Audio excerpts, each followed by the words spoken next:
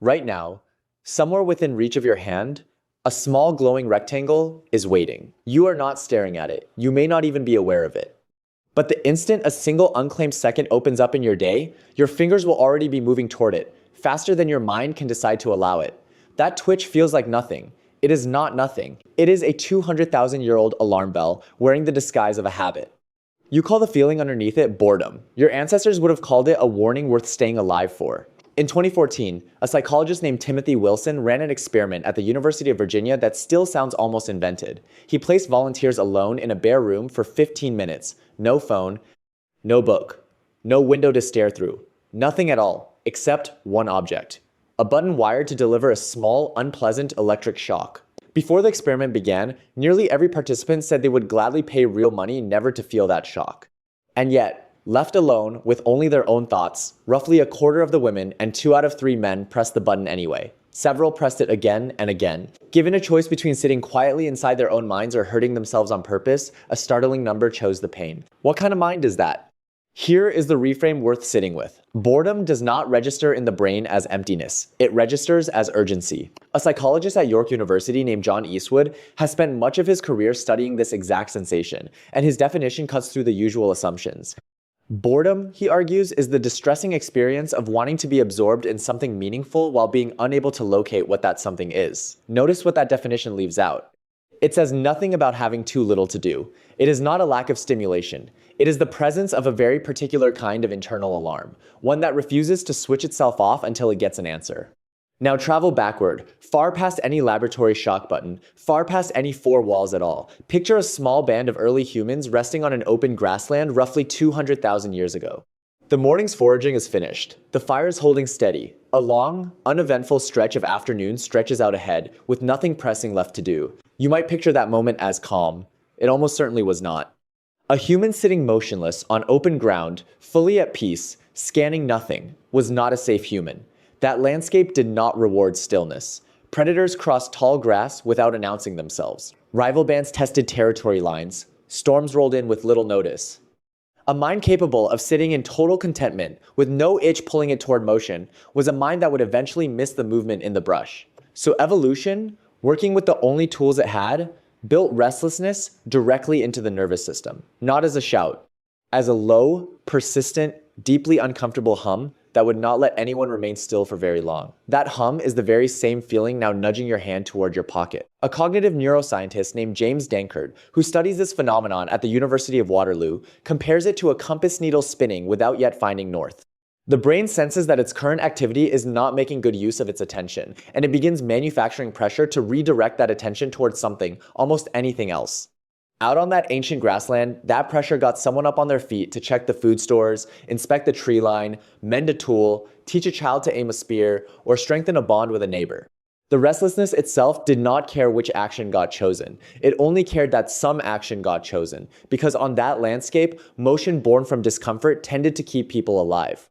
You do not need 200,000 years of distance to see this compass at work. You only need one man, alone, in the dark of an Antarctic winter. In 1934, the polar explorer Richard Byrd spent nearly 5 months stationed by himself at a remote weather outpost buried in ice. Months of near total isolation with almost nothing to occupy his hours.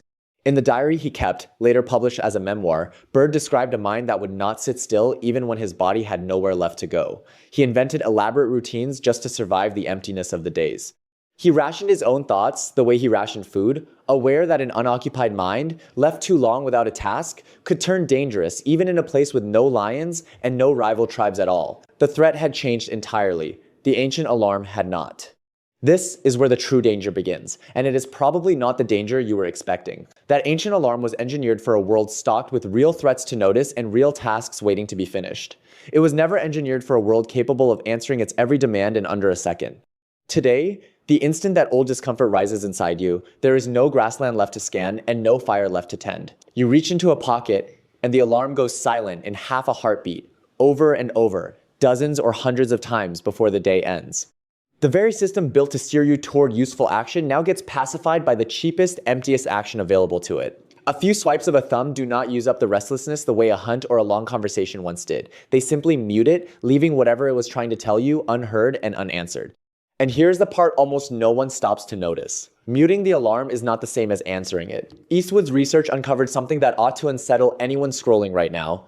People who feel bored most frequently and who reach hardest for distraction often do not come out the other side feeling restored. They report feeling thinner, duller, somehow less like themselves than before they picked up the device. Researchers now describe a measurable trait called boredom proneness, and its correlations are troubling. Higher boredom proneness has been tied to greater impulsive risk-taking, heavier substance use, and elevated rates of self-reported depression. The very mechanism that once sent your ancestors toward the tree line to hunt, gather, or repair a relationship now, when left permanently unanswered, quietly steers modern minds toward whatever numbs the discomfort fastest, regardless of whether that choice does any good at all. Compare that numbing to something else entirely, something the psychologist Mihaly Csikszentmihalyi spent decades documenting under the name flow. Flow is the opposite sensation. It is total, satisfied absorption, the state a carver enters while shaping wood, or a runner enters somewhere past the 5th mile, when time seems to fold in on itself, and the nagging internal compass finally goes quiet, not because it was muted, but because it was answered. Csikszentmihalyi found that flow tends to appear when a task stretches a person's skill just slightly past its comfort zone, demanding enough focus to fully occupy the restless system. Boredom and flow are not opposites in the way most people assume. They are the same alarm, met with two entirely different responses. One silences the signal cheaply, the other spends it fully. So ask yourself something genuinely uncomfortable. When was the last time you let boredom sit, unanswered, long enough to discover what it actually wanted from you? In work published together, Dankert and Eastwood make an argument that overturns almost everything modern life has taught you about this feeling.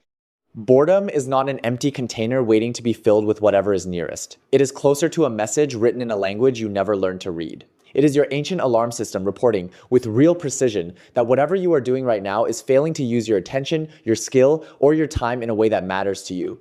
The discomfort itself was never the problem.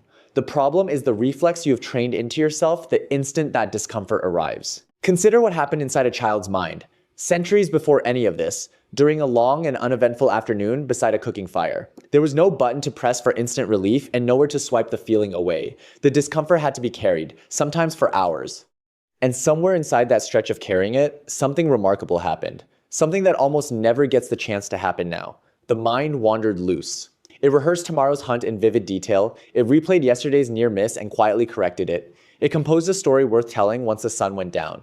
Neuroscientists have since identified the exact brain circuitry active during that kind of wandering, a system called the default mode network, closely tied to long-range planning, creative problem-solving, and even the ongoing construction of a person's sense of self across time. Left uninterrupted, boredom was never wasted time. It was raw material. Now picture the modern equivalent of that fireside afternoon. A commute, a waiting room, the 60 seconds before a meeting starts. These are the last remaining pockets of unstructured time most adults ever encounter. And they vanish the instant a screen appears. A commuter staring out a train window used to be composing an argument, replaying a conversation, imagining a future that had not happened yet. Now the window stays dark while the screen stays lit and the argument never gets composed. The mind that once used dead time to build something is instead spending that same time absorbing something built by someone else for a purpose that has nothing to do with your own life. Every single moment you extinguish that discomfort in under 2 seconds, you are not simply avoiding an unpleasant sensation.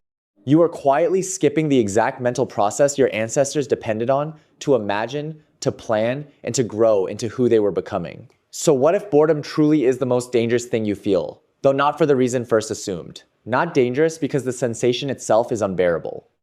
Dangerous because the modern world has engineered a way to erase it before it ever finishes delivering its message. Your ancestors survived by allowing that discomfort to push them somewhere useful. You, without quite choosing to, have learned to make the discomfort disappear before it can push you anywhere at all.